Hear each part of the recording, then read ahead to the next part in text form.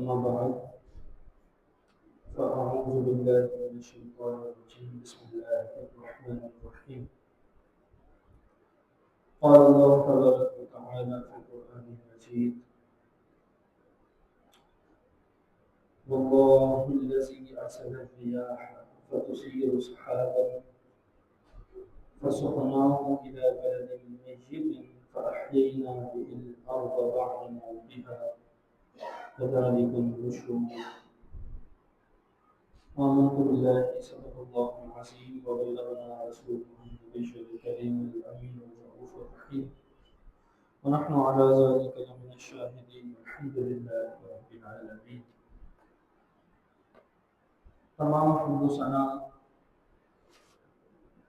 تعریف و توصیف اللہ جل مجدہ کریم کی ذات بابرکات کے لیے ہیں جو خالق کائنات بھی ہے اور مالک شرف جہاد بھی.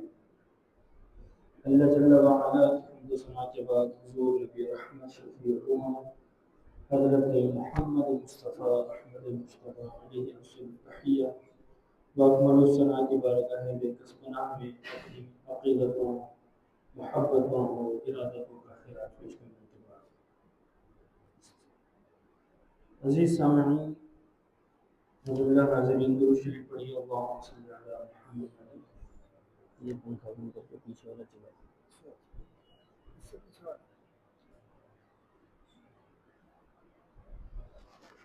سورہ فاطر کی تفسیر کا ترجمہ اور تفسیر کا سلسلہ جاری ہے. آیت نمبر 9 سے انشاءاللہ آج اس کی تفسیر کا سلسلہ شروع کیا جائے گا.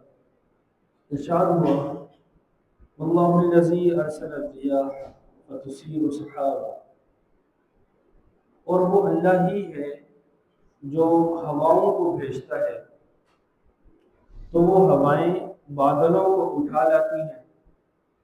فسقناہ الی بلد میت، تو پھر ہم ان بادلوں کو مردہ شہروں کی طرف لے جاتے ہیں.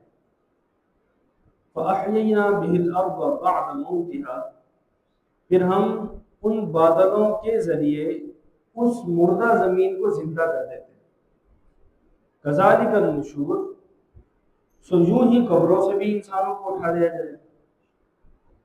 یعنی جو لوگ بعض بعد الموت کا انکار کر رہے تھے کہ مرنے کے بعد دوبارہ اٹھایا جائے گا، مرنے کے بعد کی جو زندگی ہے اس کا جو انکار کر رہے تھے، تو انہیں اللہ کریم نے دعوت حق دی اور کہا کہ اگر تمہیں دیدہ حق میسر ہے، دیدہ بین میسر ہے، تو ذرا اسے کھولنے کی زحمت تو اٹھاؤ، آنکھیں کھولو اور دیکھو. کیا تمہیں ایسے مناظر بار بار دکھائی نہیں دیتے کہ خشک سالی کے باعث، گرمی کے باعث زمینیں مردار ہو جاتی ہیں، پیداوار ختم کر دیتی ہیں، اجاڑ ہو جاتی ہے، زندگی کی کوئی رمق ان زمینوں میں باقی نہیں رہتی. پھر کیا ہوتا ہے کہ یکایک ٹھنڈی ہوائیں چلتی ہیں اور ارد گرد سے اطراف سے بادل امٹنے لگتے ہیں، اور پھر دیکھتے ہی دیکھتے وہ بادل پورے آسمان کو بھر دیتے ہیں، اور پھر اللہ کے حکم سے وہاں ٹھنڈی ہواؤں کے ساتھ بارش اور میگھ کے قطرے گرتے ہیں.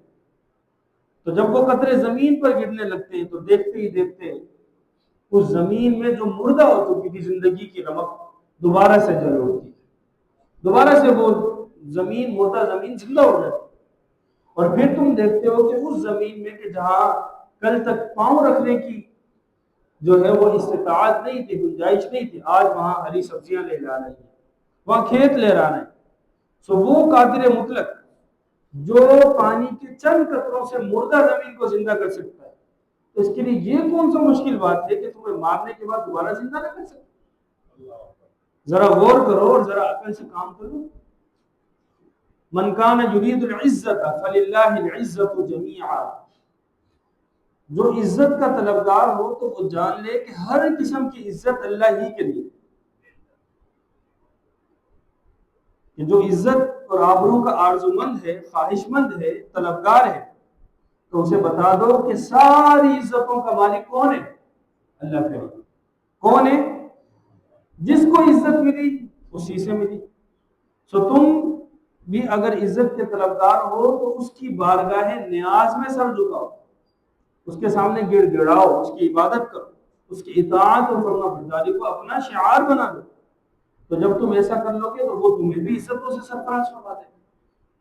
حضرت علامہ قرطبی رحمہ اللہ تعالیٰ نے یہاں لکھا اس آیت کے تحت کہ فمن طلب العزت من اللہ وصدقہ بتلبیہ، جو اللہ سے عزت طلب کرتا ہو کہ میرے مولا مجھے ذلیل نہ کرنا، جہاں میں میری عزت رکھنا، آبرو رکھنا، اور وہ اس کے دل میں سچی طلب ہو اس بات کی، تو وہ کیا ہے؟ وَصَدَقَهُ بِطَلَبِهَا بِإِفْتِخَارٍ وَذِلٍ وَسُكُونٍ وَخُضُوعٍ وَجَدَهَا عِنْدَهُ إِنْ شَاءَ اللَّهُ غَيْرَ مَمْنُوعٍ وَلَا مَحْجُوبٍ عَنْهُ. تو وہ کیا کرے؟ افتقار، عاجزی اختیار کرے، سکون، خضوع، اللہ کی بارگاہ میں نیاز مندی اختیار کرے، قناعت اختیار کرے، عاجزی اختیار کرے. تو جب وہ یہ چیزیں اختیار کرے گا تو اللہ کریم اسے عزت سے نواز دے گا. شیخ سعدی رحمہ اللہ تعالیٰ عنہ نے اپنے اشعار میں اس بات کو بخوبی بیان کیا ہے. تو انہوں نے کہا کہ جو عزت کا طلبگار ہے، جو عزت چاہتا ہے، تو وہ ہمیشہ جھکا رہتا ہے، اور جو عزت کا طلبگار نہیں ہوتا تو اس کے اندر عاجزی نہیں ہوتی، وہ جھکا نہیں رہتا. انہوں نے مثال ذکر کی کہ تواضع کنت ہوش مند گزی نہد شاخ پر میوہ سر بر زمین. تو انہوں نے کہا کہ تم درخت کو دیکھو، جو درخت پھلوں سے لدا ہوتا ہے ہمیشہ جھکا ہوا، اور جس درخت پر پھل نہیں ہوگا وہ کھڑا ہو، اوپر یوں اٹھا ہو. تو کہا کہ یہی مثال اس شخص کی ہے جو عزت کا طلبگار ہے، عاجزی کا طلبگار.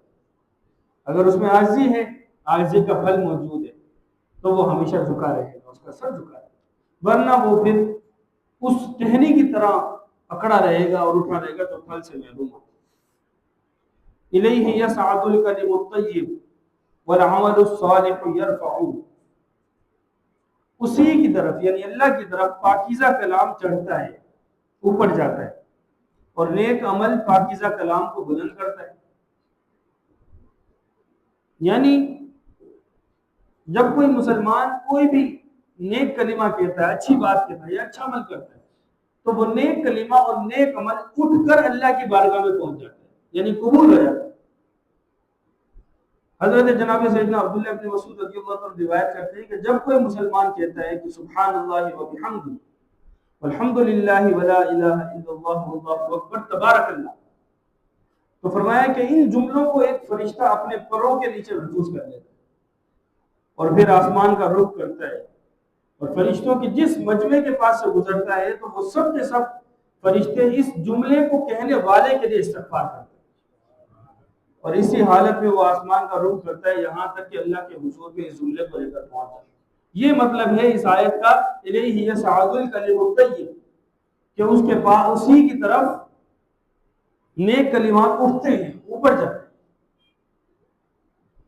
اس کے بعد حضرت عبداللہ بن مسعود نے اس آیت کو تلاوت کیا الیہ یصعد الکلم الطیب والعمل الصالح یرفعہ.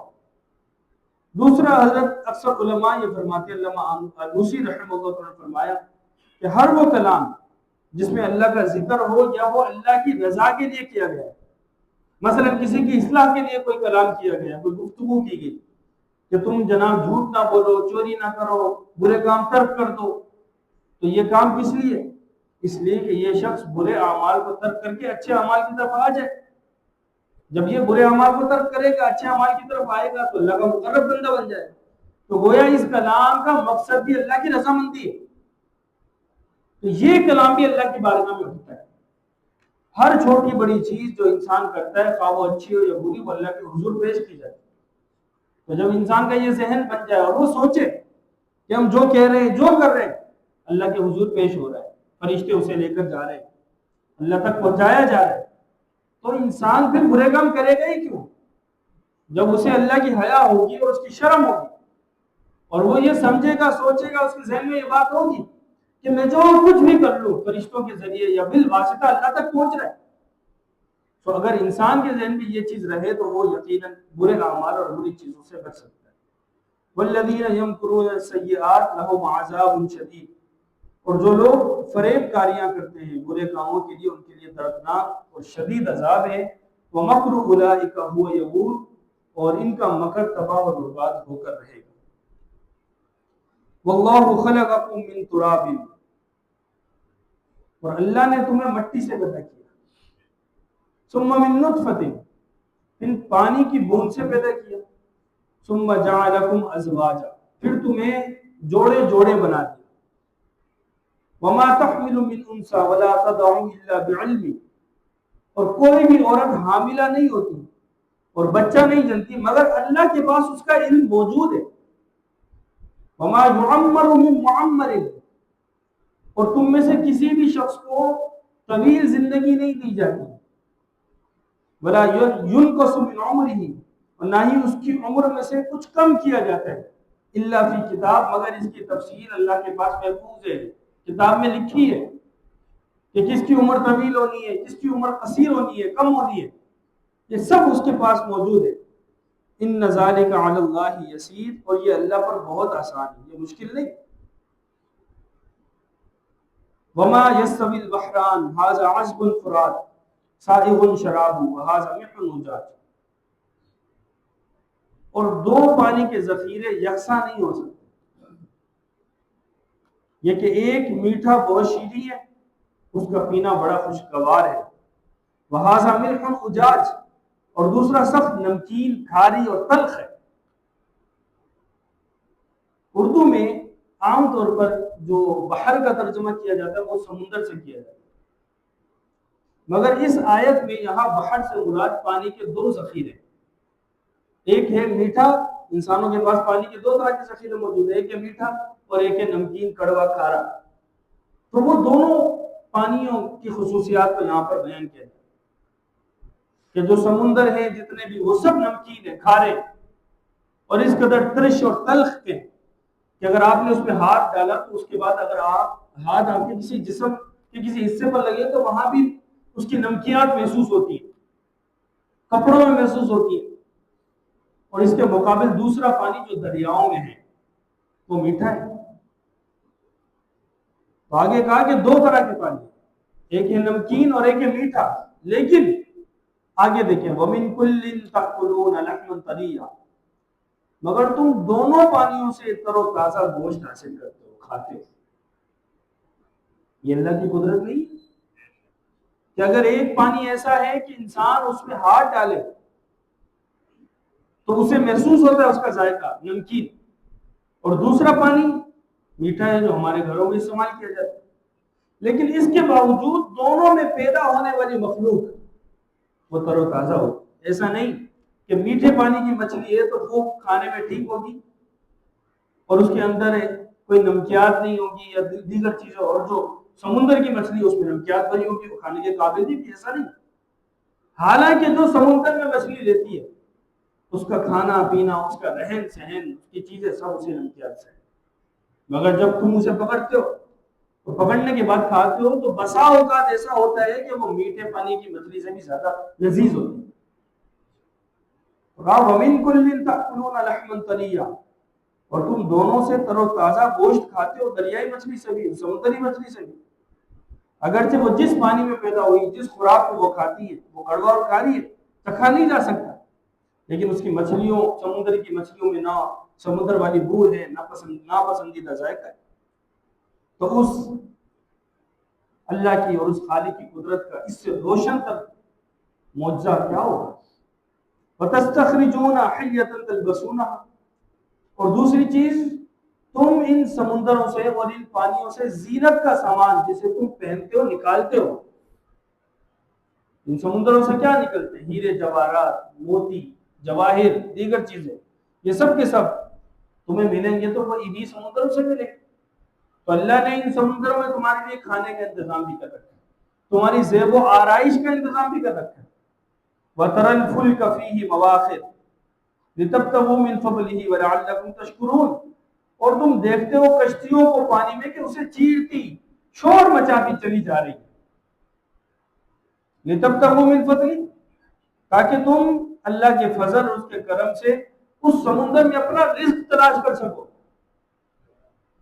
تم اس سمندر پر کشتیوں کے ذریعے اپنے سامان ایک ملک سے دوسرے ملک پہنچاتے ہو، تم ان کشتیوں پر جا کر سمندر میں شکار کرتے ہو مچھلیوں کا اور دیگر انواع اور اقسام کی چیزوں کا، تو یہ سلسلہ یہاں ختم نہیں ہو جاتا کہ اس نے سمندر بنا دیے، دو طرح کے پانی بنا دیے، ایک میٹھا ایک کھارا، اور اس میں مچھلیاں چھوڑ دی اور زیورات۔ اس کے علاوہ بھی ان بھاری بھرکم کشتیوں کو، سمندری جہازوں کو دیکھو، اپنی پشتوں پر ہزاروں مسافروں کو اٹھائے اور لاکھوں کروڑوں من سامان اٹھائے چل رہے، سمندر کی موجوں کو چیرتے ہوئے، اس کے سینے کو چیرتے ہوئے اپنی منزل مقصود کی طرف بڑھتے چلے جا رہے، بڑھتے چلے جا رہے، تاکہ تم ایک ملک سے دوسرے ملک سفر کر سکو، تاکہ تمہارا سامان تجارت ایک ملک سے دوسرے ملک وہاں کی منڈیوں میں جا کر فروخت ہو سکے، وہاں کے نوادرات اور ضرورت کی دیگر چیزیں تم وہاں سے یہاں لا سکو۔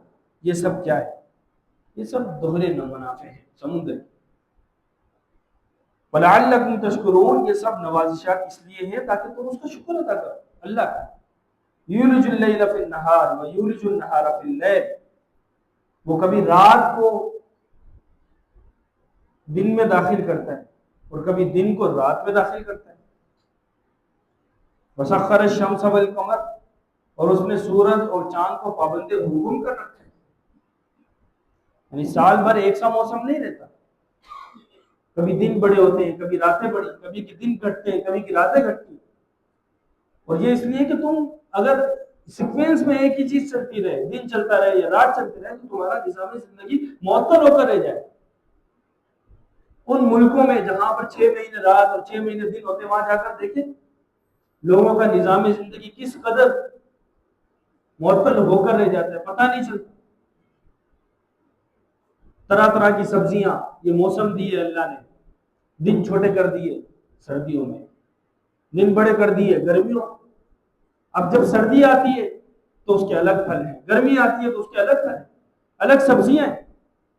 تو اس نے اپنی قدرت کاملہ سے یہ انتظام فرما دیا کہ مناسب وقفوں کے ساتھ موسم بدلتے رہتے ہیں، کچھ مہینے سردی، کچھ مہینے گرمی، کچھ مہینے نہ سردی نہ گرمی۔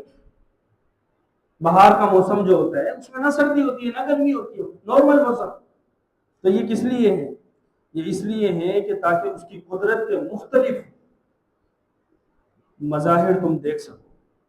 اس نے اسی طریقے سے سورج اور چاند کے لیے بھی ایک نظام مقرر کر سکتا ہے، وہ اسی کے مطابق سرگرمی عمل ہے۔ لہٰذا جو اتنی قدرتوں کا مالک ہے، جو اتنی وسعتوں کا مالک ہے، اتنی حکمتوں والا ہے اور اتنے لطف و احسان والا ہے، وہی تمہارا خدا ہے اور وہی لائق عبادت۔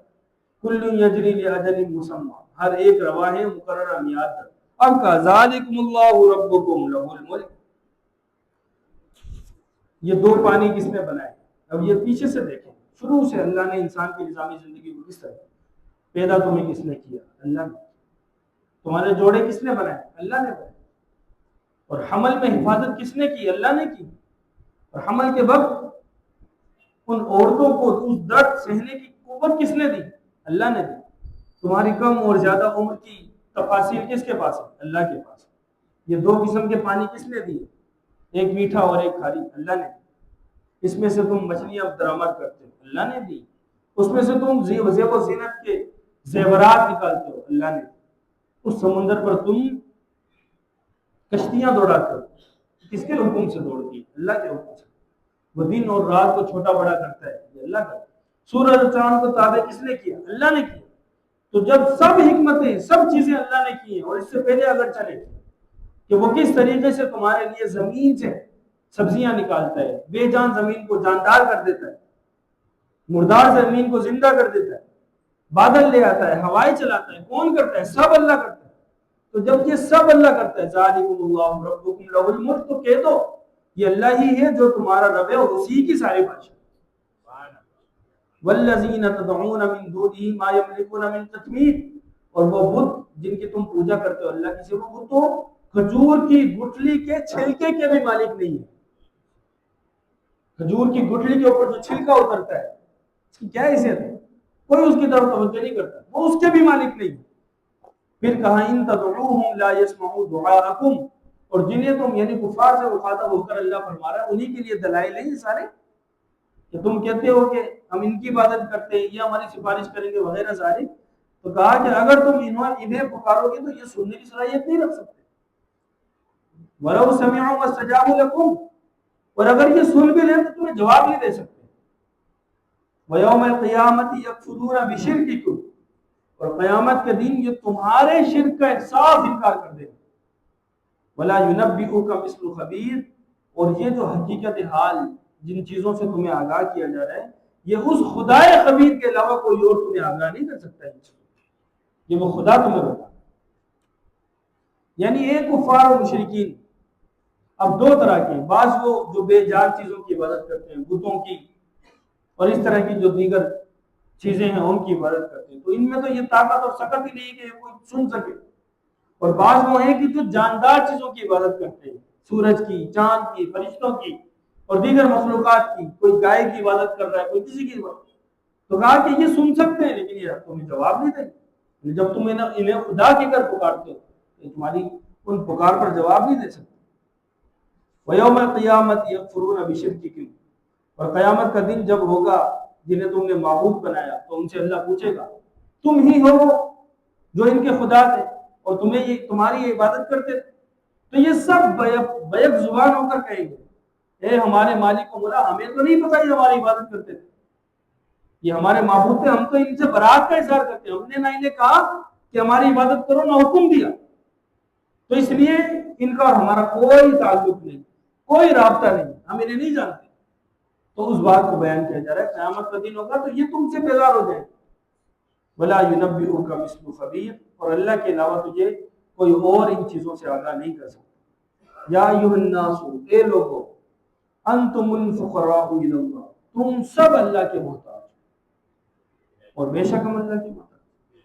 واللہ هو الغنی الحمید، اور اللہ ہی ہے جو غنی ہے، بے نیاز ہے، کسی کا محتاج نہیں ہے اور سب خوبیوں والا ہے.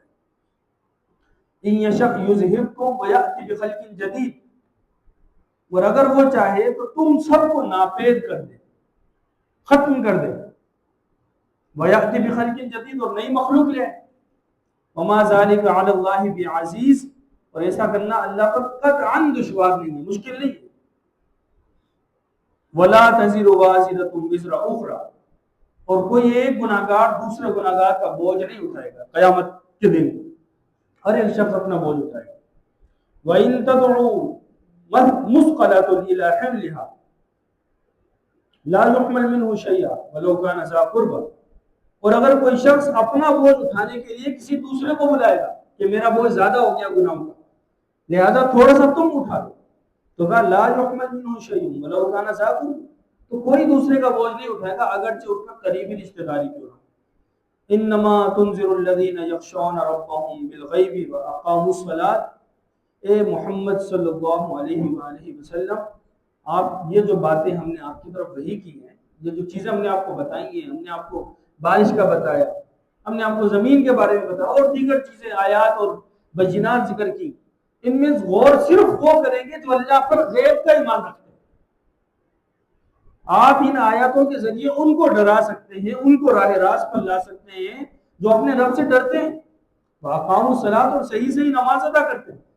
وَمَن تَزَكَّىٰ فَإِنَّمَا يَتَزَكَّىٰ لِنَفْسِهِ، اور جو پاکیزگی اختیار کرتا ہے تو وہ اپنے لیے پاکیزگی اختیار کرتا ہے، اس میں اللہ کا کوئی فائدہ نہیں ہے. لہذا اگر ساری مخلوق، قرآن کی ایک دوسری آیت کا یہ مفہوم ہے، ساری مخلوق اس بات پر متفق ہو جائے کہ ہم اللہ کو نہیں مانتے، العیاذ باللہ، تو اس کی شان میں ذرہ برابر کمی نہیں آ سکتی. اور اگر ساری مخلوق کہے کہ ہم اللہ پر ایمان رکھتے ہیں تو تھوڑی سی بھی اس کی شان بڑھ نہیں سکتی، وہ ویسا ہی ہے، ویسا رہے گا، ازل سے ہے ابد تک رہے گا. اس لیے قرآن میں دوسری جگہ پر اللہ نے فرمایا وَلَوْ شَاءَ اللَّهُ لَهَدَاكُمْ أَجْمَعِينَ، اور اگر اللہ چاہے تو تم سب ایمان لے آؤ، سب کے سب ہدایت پائے.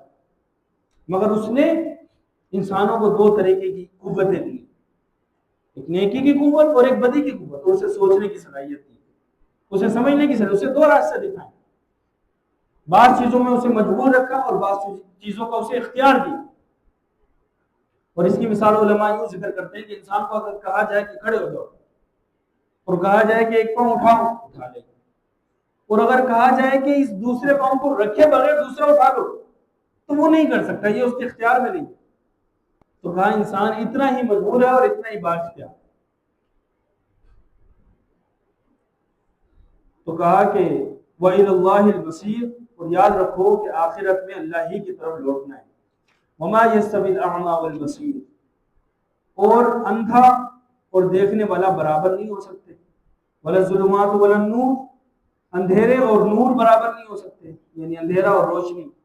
وَلَا الظِّلُّ وَلَا الْحَرُورُ، سایہ اور تیز دھوپ برابر نہیں ہو سکتی۔ وَمَا يَسْتَوِي الْأَحْيَاءُ وَلَا الْأَمْوَاتُ، اور زندہ اور مردہ یہ برابر نہیں ہو سکتے۔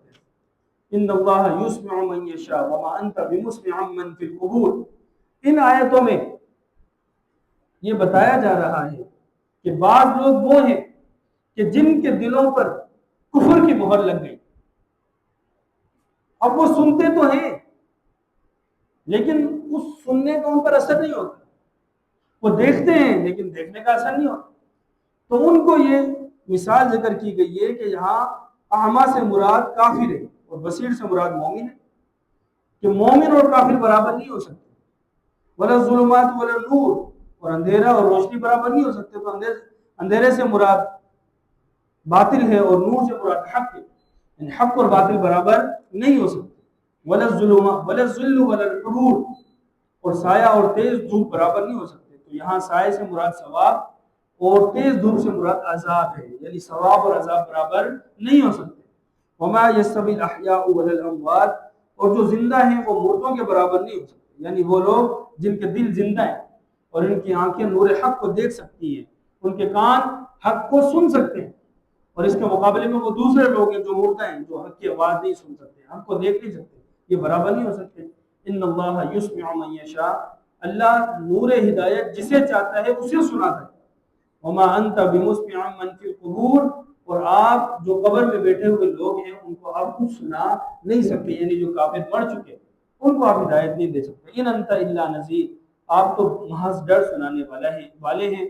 انا ارسلناک بالحق بشیرا ونذیرا، ہم نے آپ کو خوشخبری دینے والا اور بروقت ڈر سنانے والا بنا کر بھیجا ہے۔ وَإِن مِّنْ أُمَّةٍ إِلَّا خَلَا فِيهَا نَذِيرٌ، اور کوئی امت ایسی نہیں گزری جس میں ڈر سنانے والا نہ گزرا۔ وَإِن يُكَذِّبُوا فَقَدْ كَذَّبَ الَّذِينَ مِن قَبْلِهِمْ، اور اگر یہ آپ کو جھٹلا رہے ہیں کافر، تو اس میں کوئی تعجب کی بات نہیں ہے، آپ سے پہلے جتنے نبی گزرے سب کو جھٹلایا گیا۔ جاءتهم رسلهم بالبينات وبالزبر وبالكتاب المنير، اور آپ سے پہلے جتنے رسول تھے وہ ان لوگوں کے پاس روشن دلیلوں کے ساتھ، آسمانی صحیفوں کے ساتھ اور نورانی کتابوں کے ساتھ تشریف لائے، مگر انہوں نے انکار کر کام نہیں مانتے۔ تو پھر کیا ہوا؟ ثم اخذت الذين كفروا فكيف كان نكير، تو پھر جب ان کی سرکشی حد سے بڑھی تو میں نے کفار کو پکڑ لیا، تو بس ساری دنیا دیکھتی ہے کہ میرا عذاب کیسا تھا۔ تو یہاں پر جو رکوع ختم ہوا، یہاں کفار کے احوال اور ان کو ڈر سنانے اور ان کو نور ہدایت کی طرف لانے کے لیے جو آیات تھی وہاں ختم ہوئی۔ اس سے آگے اللہ کریم نے مزید اپنی جو قدرت ہے اس کے مظاہر کو ذکر کیا ہے، آسمان سے برستی بارش کو، درختوں سے نکلتے پھلوں کو، اور پہاڑوں کو کہ کس طریقے سے اللہ نے ان پہاڑوں کو زمین پر میخیں بنا کر لگا دیا ہے، اور اس کی قدرت کے اور مختلف شاہکار اور مناظر ذکر کیے ہیں۔ انشاءاللہ عز و جل اگلے جمعہ ان کا بیان کیا جائے گا۔ اللہ کریم سے دعا ہے کہ اللہ کریم ہمیں قرآن مجید سمجھنے کی توفیق اور رحمت فرمائے۔ وآخر دعوانا الحمدللہ۔